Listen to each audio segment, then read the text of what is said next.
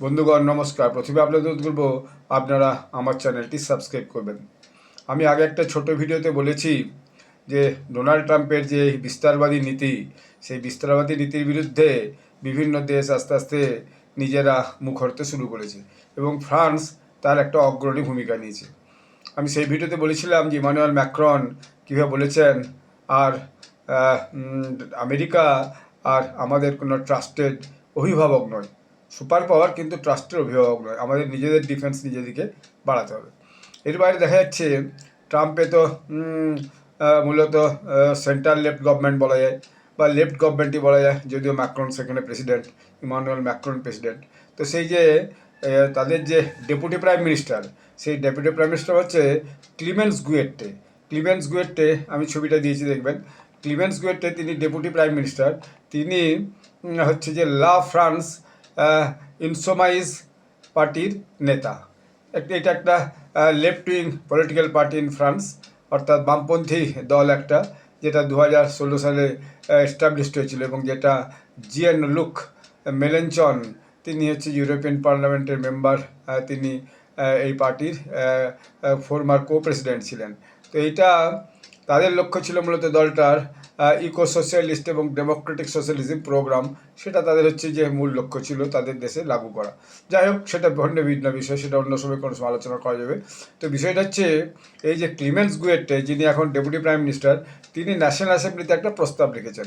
সেই প্রস্তাবটা গত 8ই জানুয়ারি লিখেছেন এবং সেখানে তিনি বলেছেন একটা প্রস্তাবকে তিনি টেবিলের করেছেন, অর্থাৎ স্পিকারের কাছে জমা দিয়েছেন, নিজের কাছে রেখেছেন টেবিলে এবং বলেছেন সেটা বাকি সব মেম্বার দিকে দিয়েছেন, যে calling for France planned withdrawal from the North Atlantic Treaty organisation.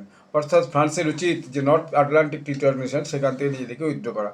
এইটা হবে ফার্স্ট স্টেপ, যে উইথড্র করে একটা জয়েন্ট ইন্টিগ্রেটেড মিলিটারি কমান্ড তৈরি করা, যেটা 1966 সালে ফ্রান্সের চার্লস ডেগুল্লে তৈরি করেছিলেন এবং ফ্রান্স 2009 সালে সেটা একটা নিকোলাস সার্কোজির সময় একটা বড় রিশেপ করেছিল। সেই যে জয়েন্ট ইন্টিগ্রেটেড মিলিটারি কমান্ড, মানে নেভি, মিলিটারি এবং এয়ারফোর্স সব মিলিয়ে একটা শক্তিশালী তৈরি করা দরকার। এবং গুয়েটে জাস্টিফাই করেছেন যে এই প্রপোজালটা খুবই জরুরি, কারণ ইউএস ফরেন পলিসি, এই যে ডোনাল্ড ট্রাম্পের যে সেকেন্ড টার্ম, সেই সেকেন্ড টার্মে এটা খুবই একদম ডেঞ্জারাস বলা যায়। বিশেষত তিনি যেটা বলেছেন, যেভাবে ভেনেজুয়েলার যে প্রেসিডেন্ট, তাকে যেভাবে তুলে নিয়ে আসা হলো, কিডন্যাপ করে নিয়ে আসা হলো জানুয়ারি 3 তারিখে 2026-এর, যেটা ইউএসের স্পেশাল ফোর্স তাকে এবং তার ওয়াইফকে সিলিয়া ফ্লোরেসকে ক্যানকাস যে রাজধানী ভেনেজুয়েলা, সেখান থেকে দখল করে নিয়ে এলো বা কিডন্যাপ করে নিয়ে এলো। এটা একটা ভীষণ অন্যায় কাজ এবং তাকে শেষ পর্যন্ত ট্রান্সফার করে নিয়ে আসল নিউ ইয়র্কে এবং তাকে নার্কো টেররিজম এর চার্জে তাকে দেখা যাচ্ছে এখন তার বিচার শুরু করেছে আমেরিকার মাটিতে। তো এইটা একটা ভয়ানক ব্যাপার। এর বাইরেও প্যালেস্টাইনে তিনি জেনোসাইড শুরু করেছেন ডোনাল্ড ট্রাম্প ইসরায়েলকে সঙ্গে নিয়ে, এবং গ্রিনল্যান্ডকে যে দখল করবেন তার জন্য অবিরত থ্রেট দিয়ে যাচ্ছেন।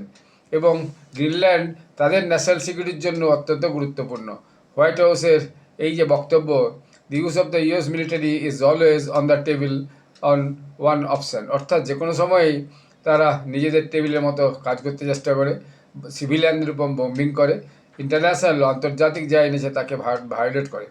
এবং এই যে মানে গুয়েট্রে, যিনি ডেপুটি প্রাইম মিনিস্টার ক্লিমেন্স গুয়েট্রে, এই ক্লিমেন্স গুয়েট্রে আরও বলেছেন যে এটা হচ্ছে কি যে ন্যাটো আজকে যে অবস্থায় আছে, এটা একটা military alliance led by serving the interest of the United states.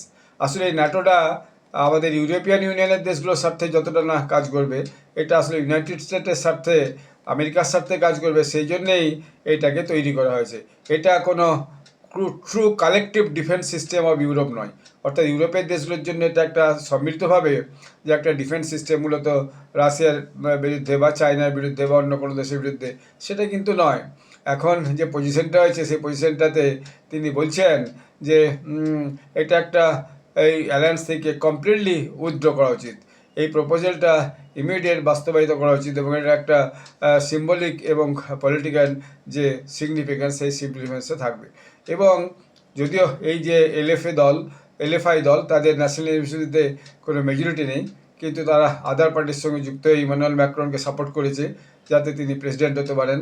হ্যাঁ, তো তারা কিন্তু এই ম্যাক্রন গভর্নমেন্টের যে রিসেন্ট ডেজ যে যে ইউরোপিয়ান স্ট্র্যাটেজিগুলোকে সেটার কিন্তু সমালোচনা করছে, অর্থাৎ ইমিডিয়েট যদি ন্যাটোর অটোনমি না হয় তাহলে এর সঙ্গে থাকার কোনো দরকার নেই, বেটার হচ্ছে ন্যাটো থেকে নিজেদিকে উইথড্র করে নিয়ে আসা। যেভাবে ডোনাল্ড ট্রাম্প এখন নিজের মতো করে একটা ওয়ার্ল্ড অর্ডার তৈরির চেষ্টা করছেন, সেখানে ন্যাটোর সঙ্গে ফ্রান্সের আর থাকার কোনো প্রয়োজন নেই। অর্থাৎ দেখা যাচ্ছে সারা পৃথিবীর যে লেফট পার্টিজ তারাই কিন্তু একত্রিত হচ্ছে এবং আমেরিকার যে এক্সপানশনিস্ট মনোভাব তার বিরুদ্ধে আস্তে আস্তে প্রতিবাদ হচ্ছে।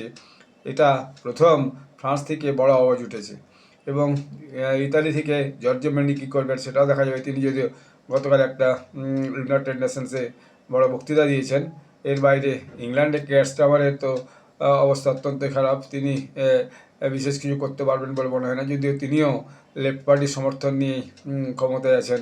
জার্মানি বা আগামী দিনে কী করবে, এই তিনটে মূল শক্তি ইউরোপিয়ান ইউনিয়নের, তিন চারটি, ফ্রান্স, জার্মানি, ইতালি এবং ইংল্যান্ড, তো তারা কী করবে, অন্যান্য ছোটো দেশগুলো তাদের সঙ্গে আবার নতুন কোনো একটা ইউরোপিয়ান ইউনিয়ন মিলিটারি অ্যালায়েন্স হয় কি না আগামী দিনে, এক্সক্লুডিং আমেরিকা, সেটা আগামী দিনে দেখার আছে।